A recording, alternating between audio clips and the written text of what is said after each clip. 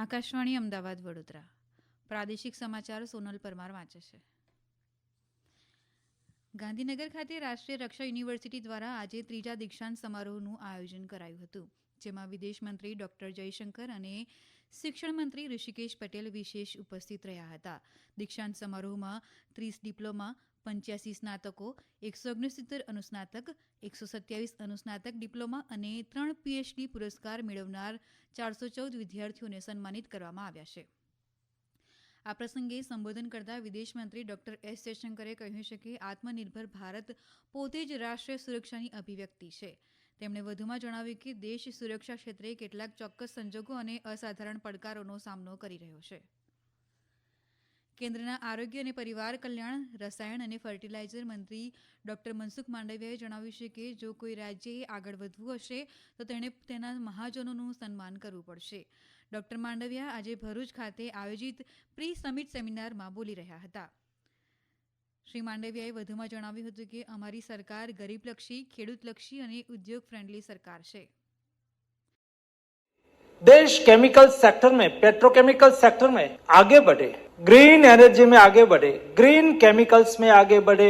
Green petrochemicals तो हो नहीं सकता, लेकिन उसके लिए प्रयास हो. सदियों पहले मध्यकालीन युग में यही भरूच से दुनिया के साथ ट्रेड चलता था. दोस्तों, इस कल्चर के हम वहां के संस्कार से हम संस्कारित हैं और इसलिए देश के प्रधानमंत्री रेड फोर्ट से बोलते हैं कि वेल्थ क्रिएटर का सम्मान करो.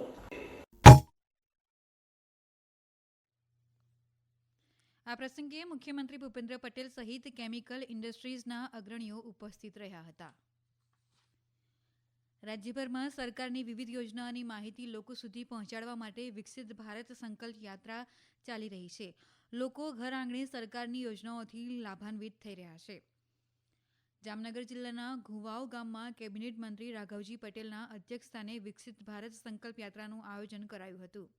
આ પ્રસંગે મંત્રીશ્રીના હસ્તે સરકારની વિવિધ યોજનાઓના લાભાર્થીઓને લાભો અર્પણ કરવામાં આવ્યા હતા. કાર્યક્રમમાં ઉપસ્થિત મહાનુભાવોએ વિવિધ વિભાગના સ્ટોલની મુલાકાત લીધી હતી.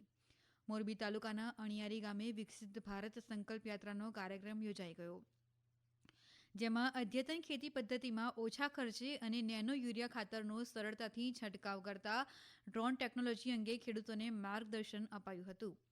મહેસાણાના ખેરાલુ તાલુકાના મડાલી ગામ ખાતે પૂર્વ ધારાસભ્ય અજમલજી ઠાકોરના અધ્યક્ષસ્થાને વિકસિત ભારત સંકલ્પ યાત્રાનો કાર્યક્રમ યોજાયો. પ્રધાનમંત્રી નરેન્દ્ર મોદીએ આ 31મી ડિસેમ્બરે આકાશવાણી પરથી પ્રસારિત થનાર મન કી બાત કાર્યક્રમ માટે નાગરિકો પાસેથી તેમના વિચારો અને સૂચનો આમંત્રિત કર્યા છે. પ્રધાનમંત્રીએ એક સંદેશમાં જણાવ્યું છે કે અન્ય મુદ્દાઓની સાથે આ વખતે આપણે ચુસ્ત ભારતનો મુદ્દો આવરીશું. આ મુદ્દાને યુવાનો ખાસ પસંદ કરે છે. પ્રધાનમંત્રીએ આ ઝુંબેશના અનન્ય પાસાનો ઊંડો અભ્યાસ કરવા તથા લોકો તંદુરસ્ત રહેવા માટે કેવો વ્યાયામ કરે છે અને કેવો પોષણક્ષમ આહાર લે છે તે વિશે જણાવવા પણ કહ્યું છે. તેમણે લોકોને તેમના અભિપ્રાયો નમો એપ પર જણાવવા અનુરોધ કર્યો હતો. આ ઉપરાંત માયજીઓવી ઓપન ફોરમ અથવા ટોલ ફ્રી નંબર 1800-117800 ઉપર હિન્દી કે અંગ્રેજીમાં તેમનો સંદેશ રેકોર્ડ કરાવી શકે છે. આ ફોન નંબરની લાઇન 29 ડિસેમ્બર સુધી ખુલ્લી રહેશે.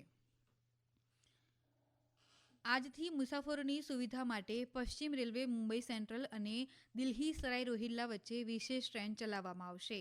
મુંબઈ સરાઈ રોહિલ્લા સુપરફાસ્ટ સ્પેશિયલ મુંબઈ સેન્ટ્રલથી આજે અને 30મીના રોજ 16 કલાકે ઉપડશે અને બીજા દિવસે 2:25 કલાકે દિલ્હી સરાઈ રોહિલ્લા પહોંચશે.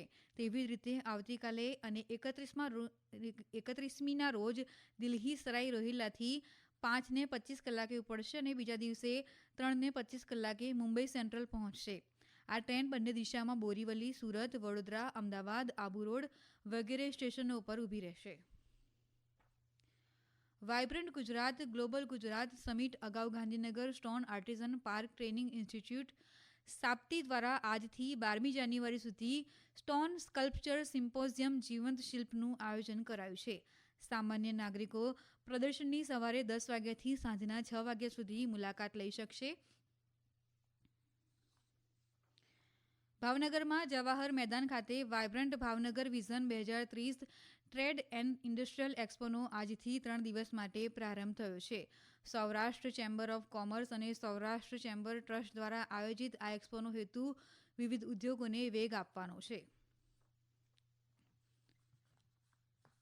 આકાશવાણીના અમદાવાદ વડોદરા કેન્દ્ર પરથી પ્રાદેશિક સમાચાર પૂરા થયા. વધુ સમાચાર આપ અમારી વેબસાઇટ newsonair.gov.in/gujarati પર વાંચી શકશો.